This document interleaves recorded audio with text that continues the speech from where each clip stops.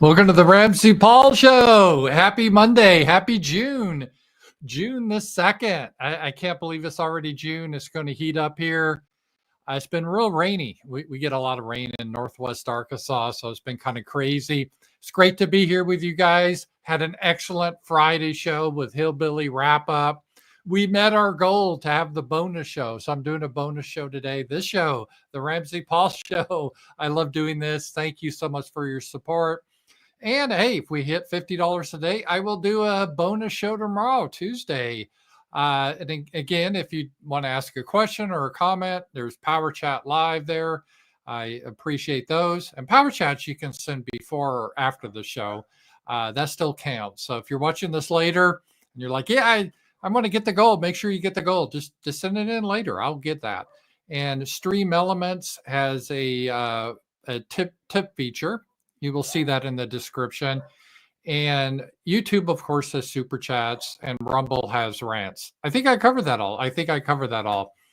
And tomorrow, no matter what, we are having our roundtable. That is a weekly, we get together as people and talk about things. It's a lot of fun. And let me put that up here. And also, if you're a roundtable, you get an extra video every Friday. So it's a good deal. Cheaper than like a tip you pay at if you go out and eat once a month. And I really do appreciate that. And it helps support what we're doing is really cool. I think we're making a lot of progress. I mentioned last week, it seems like a lot of ideas that were outside acceptable discussion are now getting mainstream and a lot of stuff going on. And I'm excited about that. So that's good. We should have a good week this week. Wednesday night, I have my show with Z-Man. I thought last week's show was a lot of fun. We reviewed the whole COVID hysteria timeline.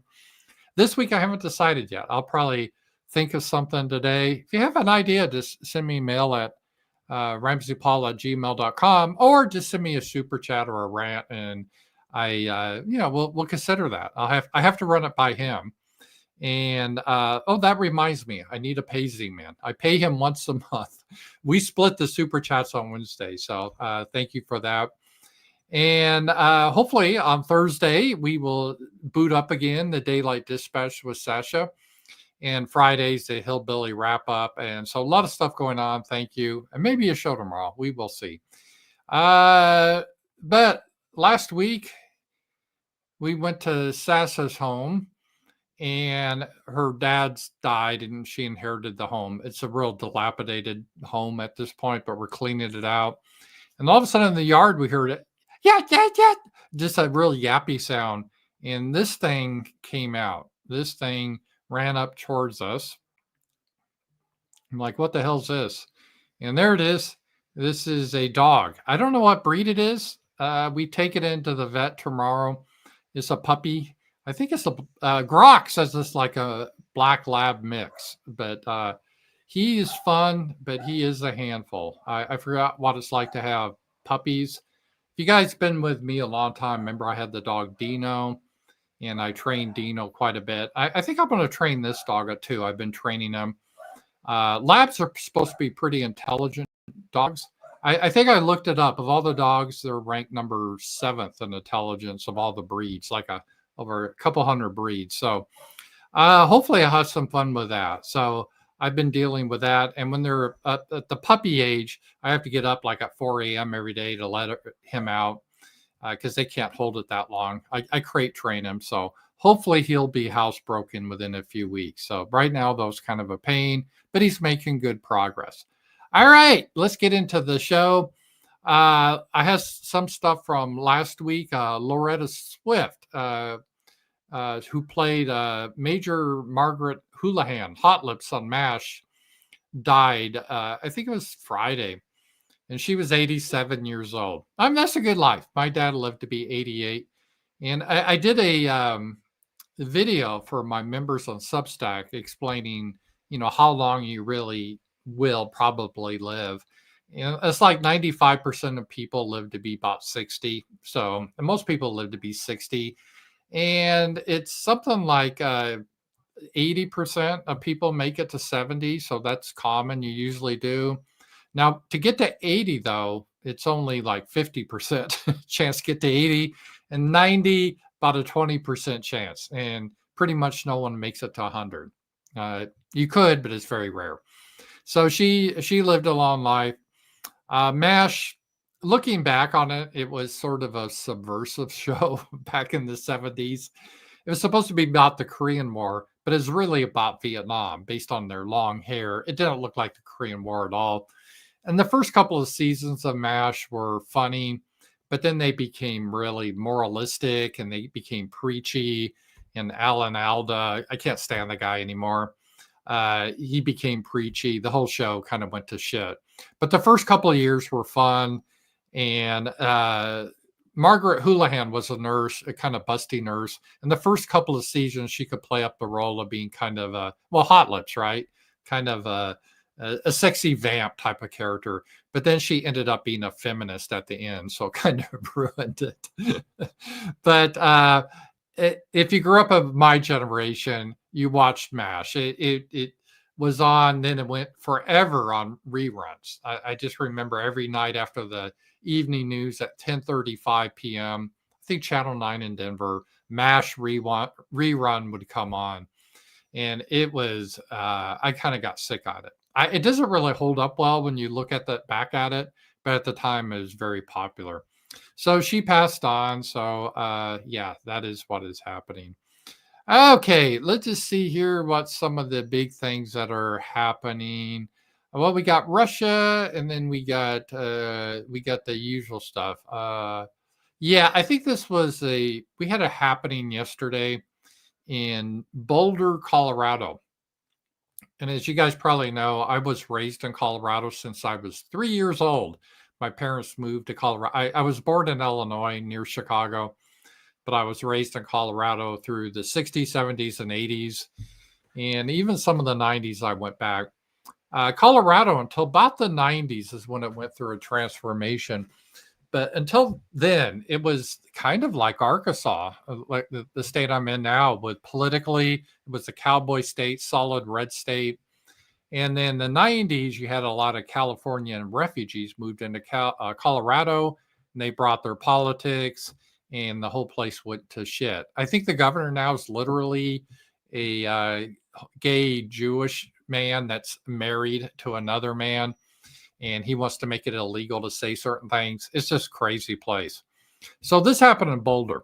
And Boulder, even when I lived there and it was a red state, it was still a very woke, crazy town. We didn't use the term woke, but even back in the day, the people used to joke, People's Republic of Boulder. It was all extremely communist, left-wing. Ironically, it's a very rich town, too. So you're not going to be able to afford to buy anything there. So it's a bunch of rich white liberals mostly that live there. And yesterday they had some sort of march in Boulder to support Israel or the hostages in Israel. And so they did their little march here. And what happened is there was a terrorist attack by this Muslim. The word is he is an illegal from Egypt. He came in under the Biden administration. And while these Jewish people were protesting, I don't know, they want us to, support, I guess, the genocide going on in Gaza. So they were protesting for their ethnic tribe to continue it up or make sure we keep giving them Israel money to slaughter the Palestinians. This Muslim showed up and started to throw Molotov cocktails at the Jews. And that looks like what it is. It was a terror attack. And it is just one of those things that it shows where we are in America, right? So you're Boulder, Colorado. That's a western state, middle of the mountains, beautiful city. Why are these people of either ethnic group, tribes running around creating problems? It doesn't really make a lot of sense, right? So no one at part of this really gave a shit about America. You had the people giving the march, and they said they were Jewish because one was a Holocaust survivor. My God, how old is she then? I mean, that happened 80 years ago. What is this? But I think anyone that all Jewish people, I think, are Holocaust survivors, and every Jewish person that will ever be born is a Holocaust survivor. I think that's how they define that. So that's just to make it more horrific, I guess. I don't think that works anymore, but that was the idea. And then you have this illegal Muslim in that shouldn't be in this country anyway. So we have these two ethnic groups carrying on their ethnic war in our homeland. And if I was king or president, we wouldn't have this sort of thing. It doesn't belong in this country. We don't need to be involved with the mess in the Middle East. Sadly, we are, because our politicians are controlled and a lot of the media is controlled, and the politicians are scared of the media. They don't want to be called anti-Semitic. So we give endless amount of funds to Israel because they're God's chosen people, God's all-stars. Whatever they do is fine. And then the Muslims get mad because their people are being slaughtered. And then they see us funding Israel, so they attack us. And it just creates this whole shitstorm. And it's sort of symbolic, really, what's happening in this whole country. And it's really, it's sad to see. Hey, I got a super chat already. Usually I take them at the end, but I might take them as we go through. So $13.11, this translates, let me see here. It does it's $13.65. All right. So we got the first one on the goal to $50. Do you think Doge will go into second gear? He did more good to the U.S. in 3 months than Biden in 80 years. Yeah, that's not really saying much, so. I think my dog Button has done more good for America than Biden has. I mean, Biden's just done bad things for America. So that's kind of a low bar. That's a low bar to set up. I don't want to be cynical. I really think Musk went in and he had a lot of good ideas. And there was a lot of waste, don't get me wrong. But the problem is, will they make these cuts permanent? I don't know. Congress needs to do that. A lot of this is propaganda, like, oh, he left in May because Trump fired him. No, that was part of the contract he had with the government. He couldn't stay longer without congressional approval. So in his contract, it was he has to leave by the end of May. That was set up in January. So him leaving is not a sign of anything. I think it was a good try. Again, I'm older, so I can remember in the 80s under Reagan, they tried the same thing. It was called the Grace Commission to get rid of waste in government. Because who's for waste in government, right? And they find funny stories, like funding one-legged lesbians in the Amazon. This is what we got to do. They find that. And yeah, that should be eliminated, but that's not where the big money is. But I think is the biggest thing that Elon Musk found, and this was a good thing, is the corruption of USAID, called USAID, but it's misnamed. It's misnamed intentionally. It's not an aid organization. They do not give aid to poor little blacks starving in Africa. That's what they want you to conjure up, with flies on their face. We need to leave Africa alone. Let Africans deal with it. But that's not what they do anyway. They fund left-wing organizations. They fund organizations that try to censor people like me and other people. That's what USAID does. So it's a government agency, gets your tax dollars. These tax dollars go to left-wing extreme organizations that try to censor people, that try to engage in anti-fa violence. So it's a political thing. And they were able to identify that quickly and shut that down. And it's created a lot of problems for the left because they got to pay their meth heads to go out and riot. And if they're not getting their money to riot, they're not going to riot. So that has created some problems there. So I think that was the best thing. Will it go into second gear? I don't think it will. I hope I'm wrong. I think it's just going to sort of fizzle out. And that will be that. Because the big problem is, and Elon Musk was a little bit black-pilled about this, just reading him on X. And I understand him. I'm this way too. It's almost impossible in a democracy to prevent eventually the country from going bankrupt, because people eventually realize they can vote themselves free stuff from the treasury, but they don't want to put anything into the treasury. So you end up running a deficit, and then politicians, you don't want to run for office saying, I'm going to raise your taxes and I'm going to give you less benefits. No politician is going to win on that. And so you have all these goodies going out, and some of them are legit because people paid into it. Let's say Social Security, Medicare, Medicaid, all the welfare programs. And then you have, we got to pay for Israel because we got to bring back the rapture. Jesus has to come back. And then we got to fund the war in Ukraine. And then we got to build more battleships. We got to pay off the defense industry. It's just endless, right? Endless people taking money out, and it's hard to get money in. So there's no way to really correct that. There really isn't. I mean, just see what Trump's trying to do with Medicaid cuts. They're not even cuts. They're just saying we shouldn't pay for illegals, or we shouldn't pay for people doing so-called sex surgery with Medicaid. I mean, that should be illegal anyway. But the Democrats squeal like stuck pigs. And I think that Bono guy, that singer of U2, already 300,000 people died because of the USAID cuts. Well, USAID never gave aid. That wasn't their function. So this is ridiculous. So I don't see how to do it, really. Maybe I'm a little cynical, but yeah. But thank you for your super chat. So we got a good start. So keep guys coming in, and that would be good. So this is what we have anyway with a terrorist attack in Boulder. Number one, there's a couple things, right? First of all, the Muslim guy should be executed if found guilty. I don't care if he didn't kill anyone. We don't need terrorists here. I don't know why he's in the country. He should have been in the country in the first place, right? So all these Egyptians that have come in, I don't know how the hell they got it in here under Biden, but they need to be sent back home to Egypt. So they need all to go back. That's number one, what we got to do. And he should be executed. And then we got to stop funding Israel. This isn't our thing. I'm not against Israel. They can be a country like any other country, but they don't have a right to control our foreign policy and take endless tax dollars from us. They just don't have that right. We gotta quit that thing. And we got to quit the whole moral argument. They even brought it up. There's a Holocaust survivor there. Yeah, I doubt it. I mean, well, first of all, how did all these people survive? This is just amazing.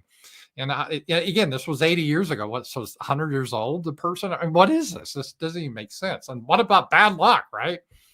So that they always pull that. I think that card is wearing thin, because whatever your feelings about the Holocaust, that doesn't justify current immorality, right?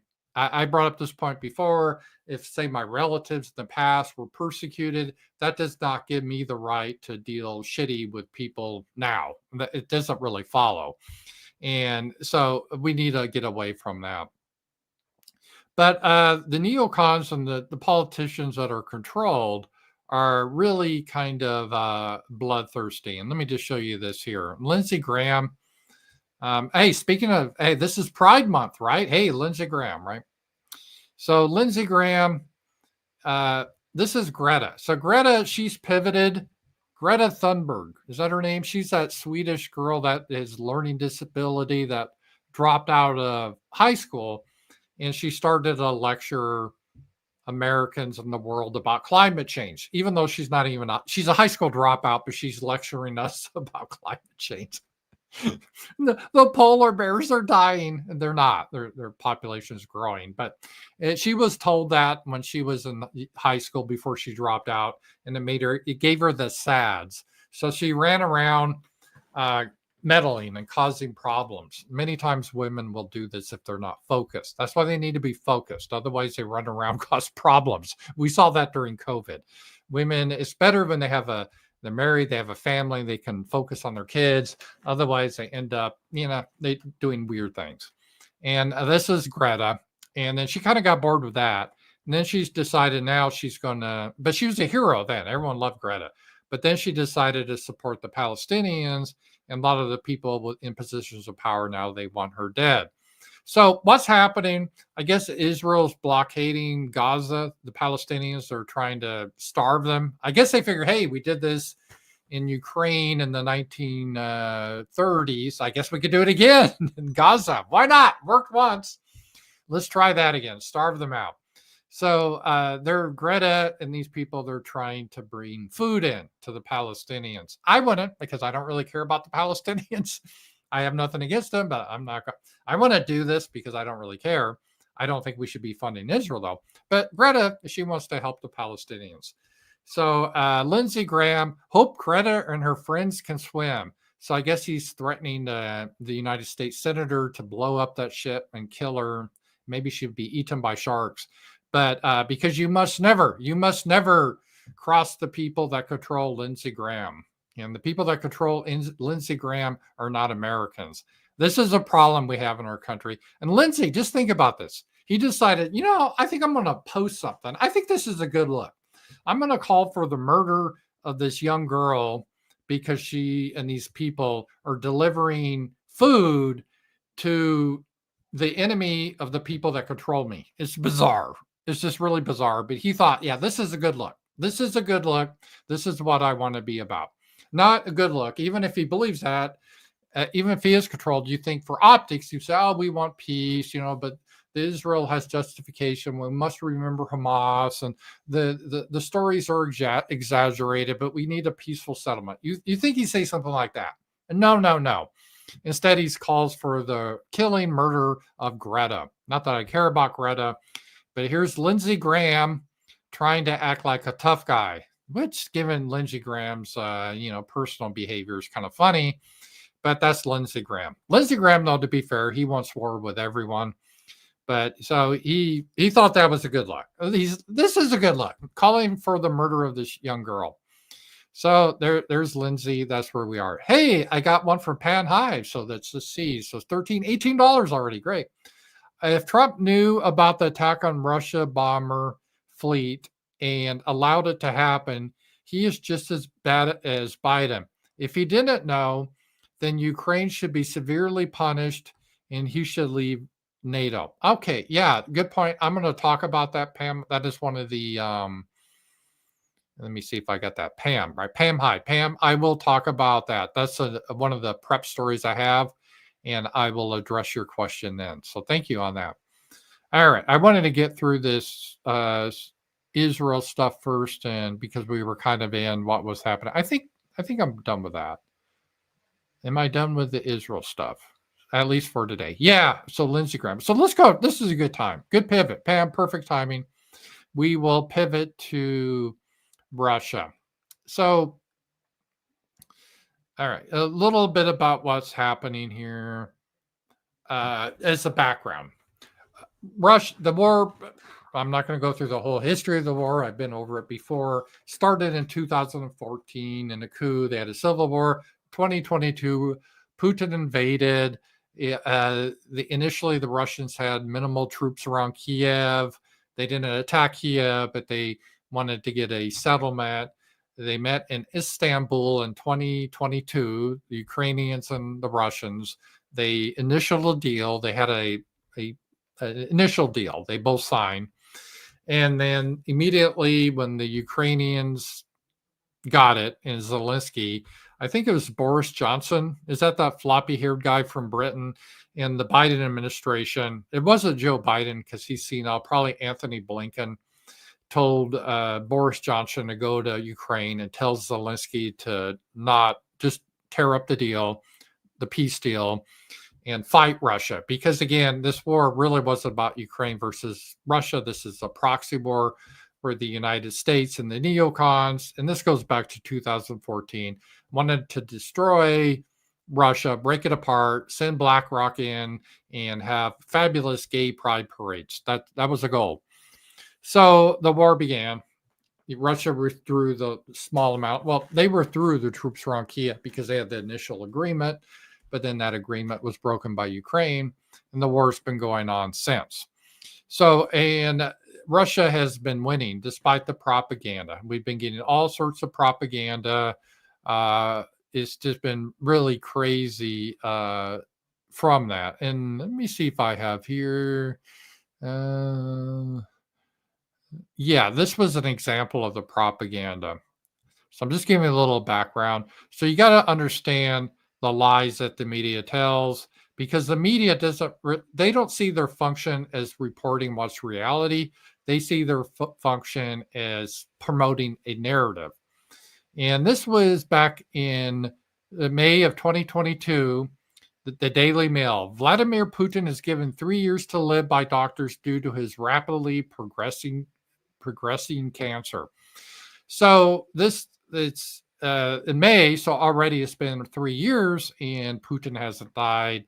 So that this story is nonsense. So what happened? They did a lot of stories back then after the war started in 2022 that Russia was out of missiles. They're a weak country. The soldiers don't have weapons. The BBC reported that the Russian soldiers have to fight with shovels because they don't have rifles. Just nonsense. And they reported on all the glorious victories of Ukraine. And then it turned out pretty much to be lies, and the Russians kept advancing. They took Mariupol, and they took other. Bakhmut was a big victory they took, and the Russians have been progressing ever since. And the Russians are winning on the battlefield. Then Trump comes in, and he said he could end this whole war on day one, which I thought, well, it's probably not going to happen. And it didn't happen because they're way too far apart. It's Russia believes the Donbass and Crimea belong to Russia. Ukraine thinks the otherwise, and they're not. Both sides refuse to compromise. That's it in the nutshell. It's a little bit more complicated, but that's basically it. So they decided to meet again in Istanbul, and they did meet yesterday. It wasn't successful. Both sides presented their proposals, which are just so far apart. Basically, Ukraine is demanding that Russia surrender and leave Donbass and Crimea and pay reparations, which is a joke. They're losing the war, but that's their demands. Russia's demanding to keep all of the Donbass, Crimea, make sure that Ukraine's never part of NATO, and demilitarize Ukraine so they're not a threat again and again. So, I mean, they're so far apart. The whole thing is kind of ridiculous. But they both agreed to meet again in Istanbul to try to pacify Trump. And they have different reasons. Zelensky, he knows he needs weapons from the United States, us, the taxpayer. Even though he personally hates Trump, and Zelensky's not very good with people, Zelensky knows he has to kiss ass a little bit. And so he has to play along that he's going to try to negotiate. And one of the things they want is a 30-day ceasefire so Ukraine can rearm and try to stabilize the lines, which the Russians refuse to do. And the Russians, the reason they're meeting is because they want to show their partners like India and China that, hey, we're trying to be reasonable. We're going to come here. We'll listen to the proposals. But there's really no reason to meet. You can't do a deal if two parties are too far apart. That's the way it is in business. If you're kind of close enough, sometimes you could compromise and make a deal happen. But at this point, there's really no reason to talk. They met yesterday in Istanbul. The meeting lasted just a little over an hour, and there was nothing. They agreed to exchange some prisoners, I think, again. But it's going to be decided on the battlefield. Hey, Super Chat, Ken C, $1.99. Thank you. So see, 15, so $20, only 30 more dollars to do a show tomorrow. So thank you for that. No comment. So that's the background. I have to give you some of the background just so you understand. So what happened yesterday is, let me bring that up. Got all these things up here. Ukraine, they did an operation. I think they're called it like Operation Spiderweb or something like that. Spiderweb. They've been planning this for 18 months.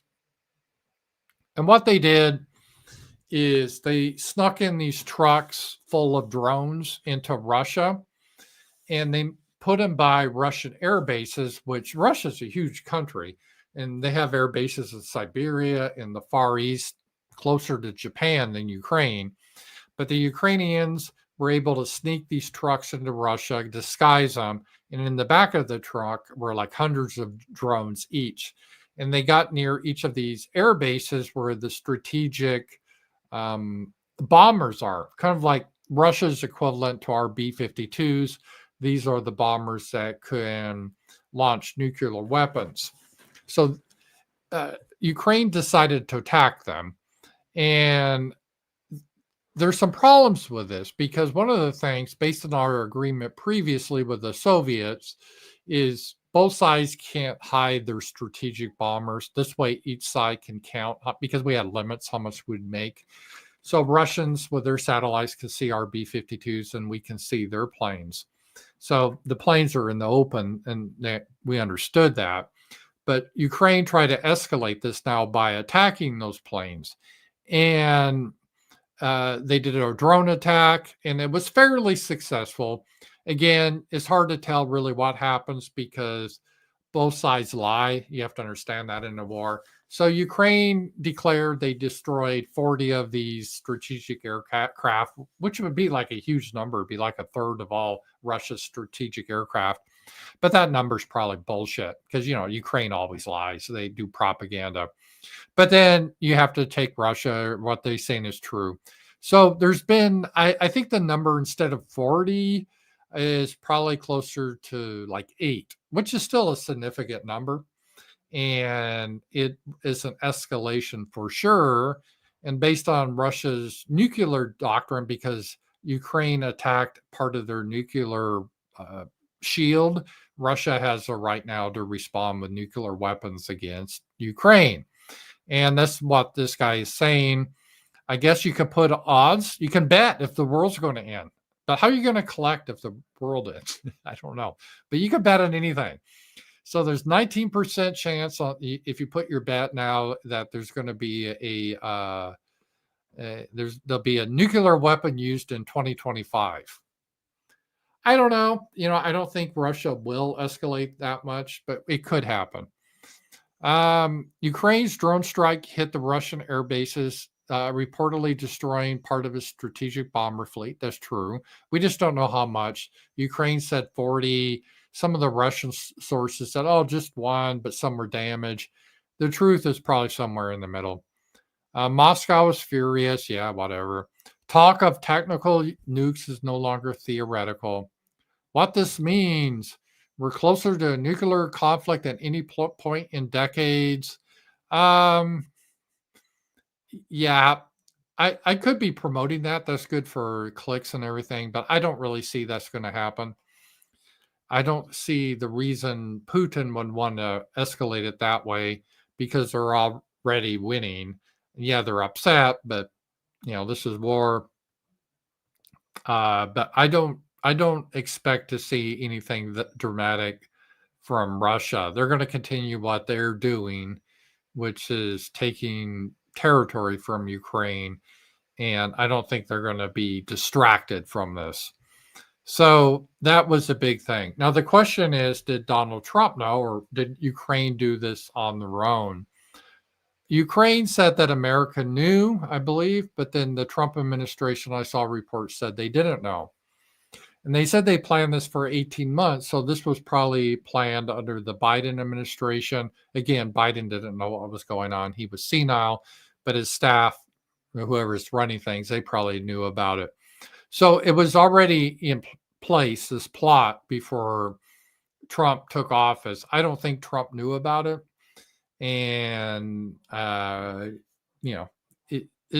Trump, I've always said, I get what he's trying to do. He wants to be seen as a peacemaker. He grossly overestimated how easy it would be to get peace in Ukraine. He thought he could just get them together. It's just a business deal like he does. And let's work this out and we'll get it done. But it's more complex than that. And they're too far apart. And I give Trump credit for trying to get a peace there, and he got them talking, right? So that was a huge obstacle. They weren't even talking before. They, meaning Russia and Ukraine. I mean, the talks didn't go well, but at least they were talking, and they were able to exchange some prisoners. But at this point, I think the United States should just wash their hands of this matter. I've said that from the beginning, but I fear that they want to suck America into this war like we got sucked into Vietnam. And I know the neocons like Lindsey Graham want that to happen. And so we will see what will happen. And before the Istanbul meetings, already Zelensky has said that it was sort of a waste of time. Zelensky calls meeting with Putin meaningless and asks for more military aid. So I think Zelensky, again, he's not going to compromise. He's going to demand the surrender of Russia, again, which is hilarious because Russia's winning. But that's his Macron and Starmer and Mertz and all those clowns are pushing that on him. And he doesn't dare capitulate because Zelensky could end up swinging. I think he knows that. So he wants the war to continue. So there's really no point to meet. I kind of agree with Zelensky here, but Zelensky says, well, I got to humor Trump. So we'll show up, even though that it won't happen.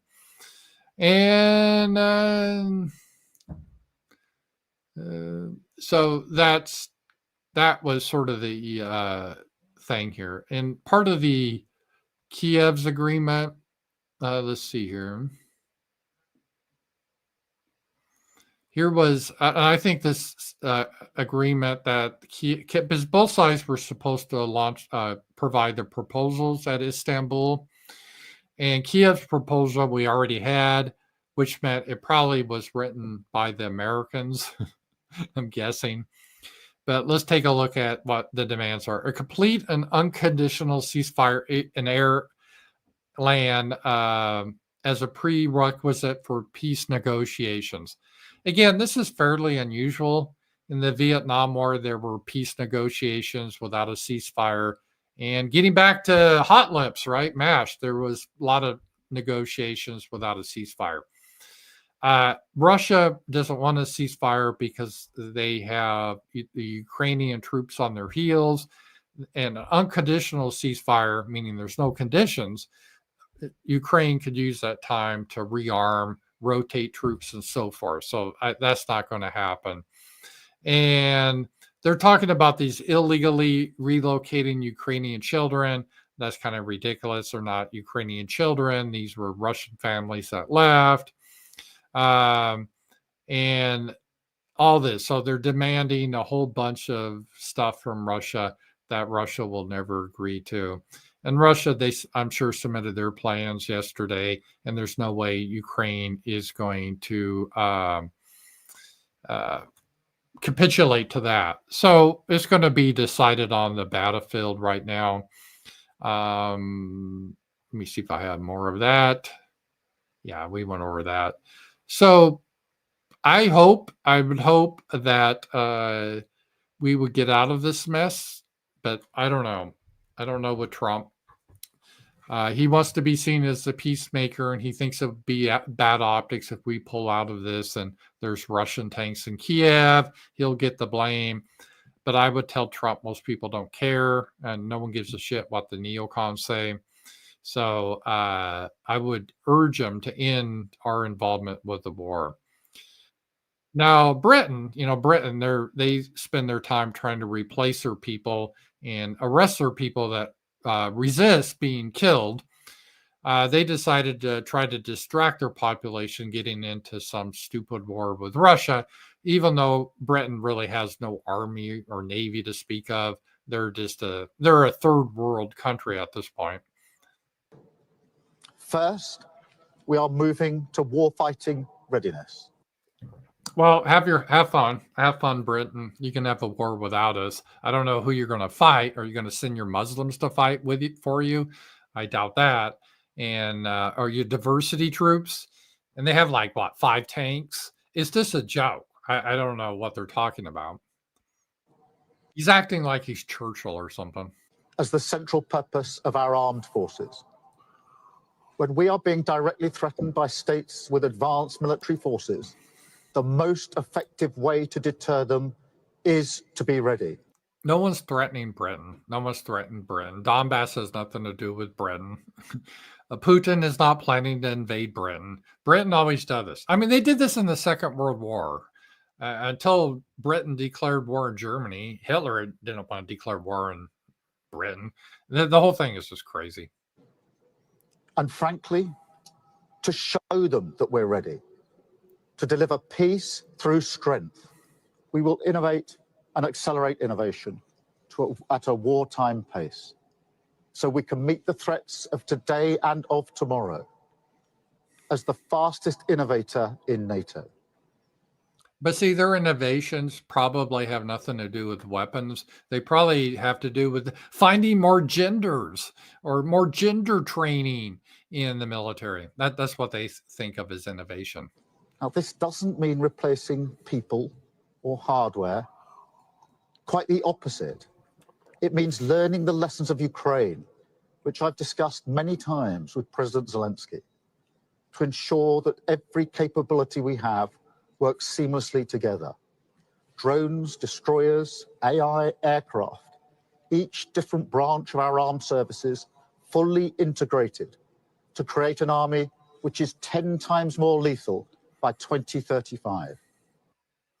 So Starmer's talking tough. And again, Britain is in a huge economic problem. They don't have any money to spend on military. They're a gigantic welfare state that they're having millions of third world people pouring in.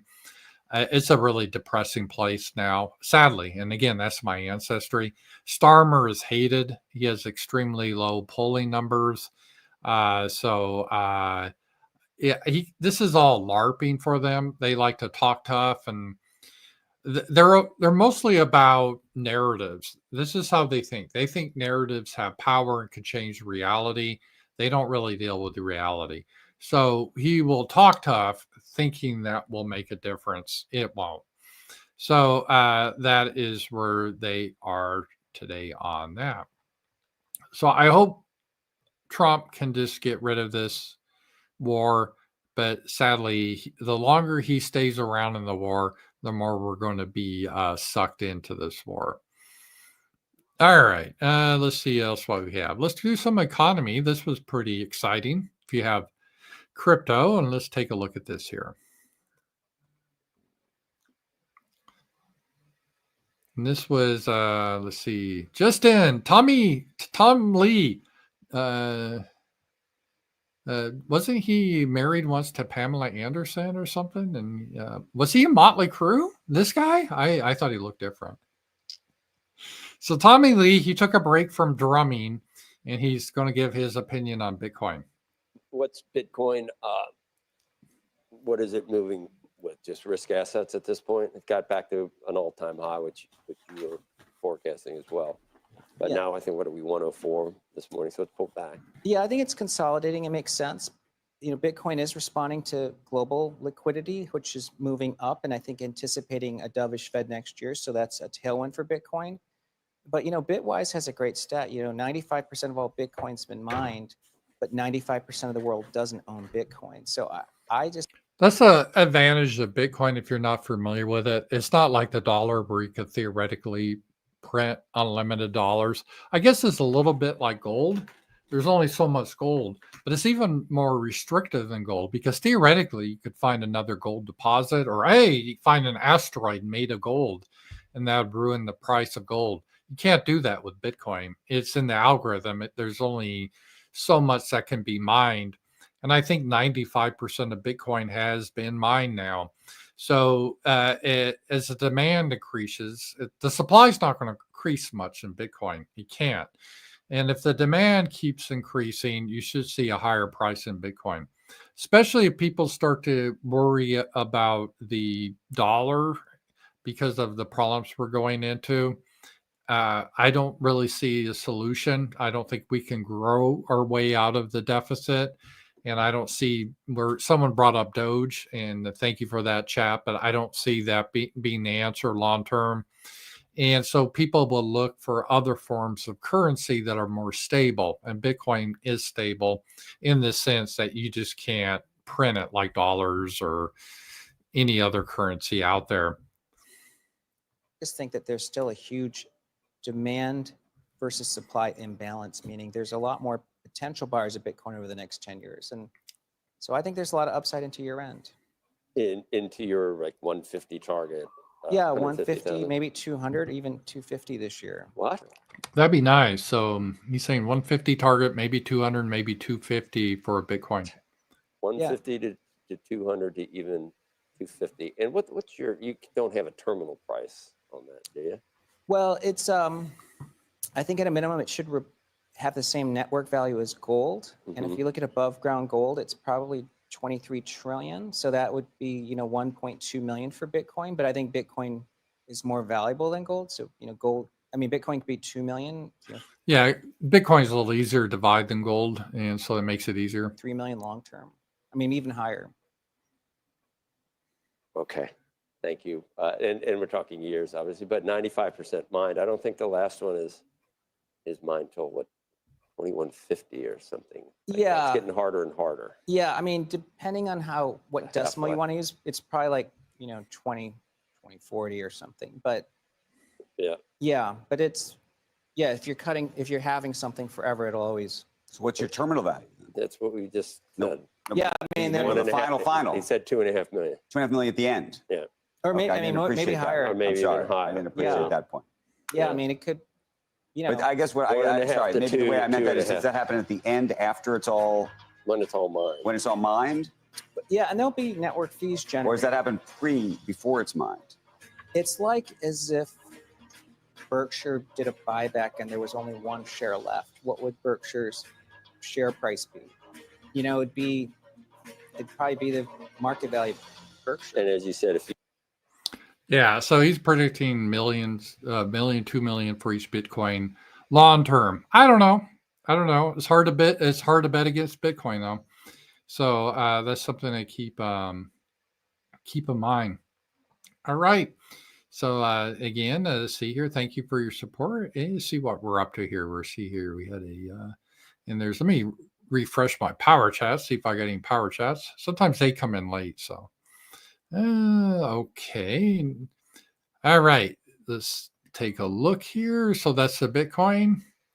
And this is, as we see more and more countries get in, let me just, to Bitcoin.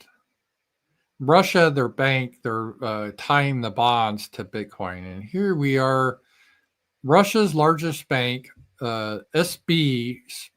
You should not have SB. There needs to be a vowel there. Sberbank launches structured bonds linked to Bitcoin. So as we see more and more in this, I don't think Bitcoin is going away. The big players, they were skeptical at first, but they're going in big time with this. And that is what's going to happen there. All right. The other news from Trump about the economic and his energy policy. And this is good.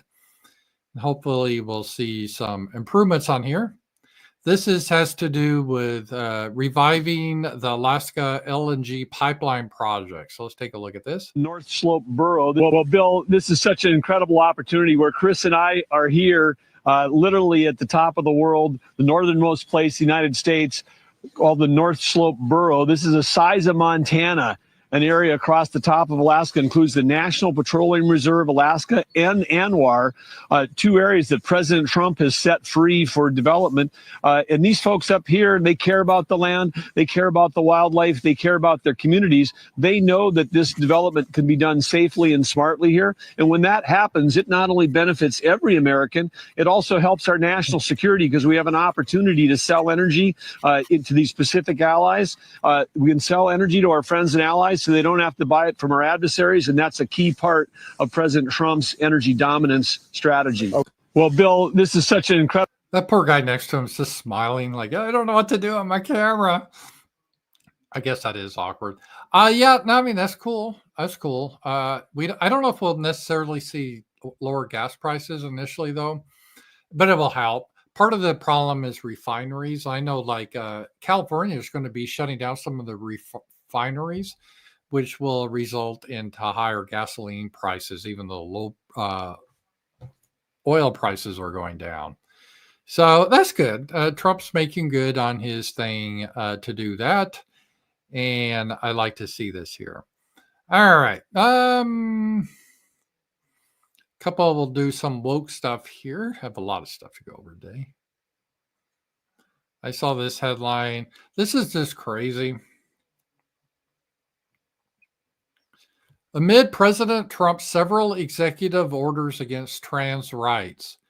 Well, first of all, He didn't do anything. He just said Medicaid, meaning your tax dollars, are not going to be spent on doing sex change surgery on children. That's what that means. Or we're not going to be paying sex change surgery for illegal aliens, unless we do it the old-fashioned way, shoot them. Otherwise, we're not going to be doing it, right? So unless they resist arrest and create a problem, maybe they'll be fixed that way, but we're not going to do that otherwise. And so these people that claim that I love how they have this. There's, oh, mommy, I'm a girl because you told me this whole thing is dumb. It's just dumb. You have men and women. You either have, it started out as a sexual fetish, and now you have these women, they want Facebook likes. So they try to convince their young kid they're in the wrong body. It's just really horrific. But I think people are getting tired of that. So I guess if they want to leave, they can leave. I don't really care. But again, I don't buy into I don't think there are trans people. That's just a ridiculous concept in the first place. So there's people, guys, mostly homosexuals, that wear dresses. Okay. There's kids that are being abused by their parents. I get that. But calling an identity is just ridiculous. But supposedly they're like, oh no, we can't live here. I'm like, well, okay. And no big deal here. So that was it. And let's see here. We'll talk about Sean. There was in Seattle, there was an attack on Christians by what they call now Antifa. They don't call it Antifa anymore. Well, let me show you this. It's kind of interesting. It's also Trantifa, because a lot of the people in what used to be Antifa are now guys that wear dresses. It's a weird thing. And they're very violent, these guys that wear dresses. So let's listen to this here. A group of Christians, they gathered this weekend to they called the event, Don't Mess With Our Kids. Antifa showed up. And what a shock. Things got ugly. But the mayor of Seattle condemned not Antifa, but condemned the Christians, saying the original rally was, quote, a far-right rally promoting beliefs that are inherently opposed to our city's values. It's like New York. If you're pro-life, you're not a New Yorker. All right, so I left New York and, moved to Florida. So the Christians got together for another peaceful protest outside of City Hall, calling on the mayor to resign and apologize for those comments. Again, left-wing agitators showed up, and things really went off the rails. Anyway, Katie Davis Court of the Post Millennial was at the protest. She joins us right now with all the details of everything that went down, and she's got videos she's sharing with us. Yeah, there's not much. I'm not going to show the video just because if there's violence, YouTube doesn't like that. So we're not going to show the violence. But it's the usual guys in dresses that call themselves Antifa attacking Christians because Christians don't think little children can't consent to drink beer or get a tattoo. They can't really consent to be on puberty blocking hormones because they're psycho mommy that wants social validation, says they're in the wrong body. And so this hasn't gone on as much as the first Trump term. And I think part of this is things have really changed. Again, the vibe has really changed. People are tired of this. And there's still these holdout areas, but it's just getting more and more ridiculous. And they're not getting the money from USAID to fund these attacks. So, yeah, that was interesting. All right. Let's see here. We're about ready to wrap up. And I want to thank everyone for being here. Let me just see if I have any last type of thing here. This is, well, we'll end with like a little dog video. People like the dog videos, and I had my dog now. So we'll do a cute dog video. Here we go. Oh, puppy's like, hey. It's like, what the heck?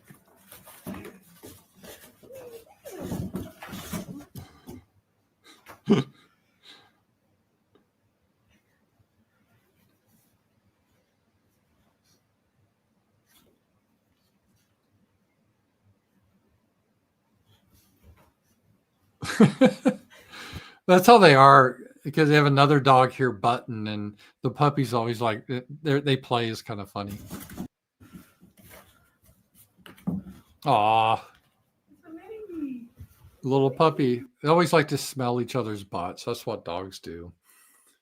So yeah, guys, it's been fun. Thank you. And I look forward to seeing you guys Wednesday night with Z-Man. And thank you for making the show possible. I really do appreciate it. And I will see you guys Wednesday night. Talk to you guys later. Bye-bye.